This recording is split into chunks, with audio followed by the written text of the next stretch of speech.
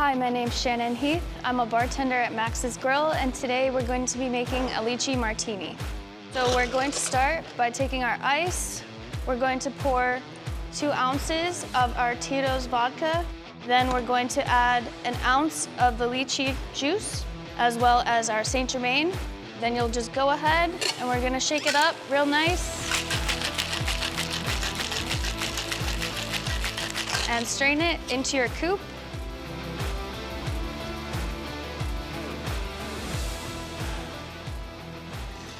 Then we're gonna go ahead and top it with our lychee fruit. And you're good.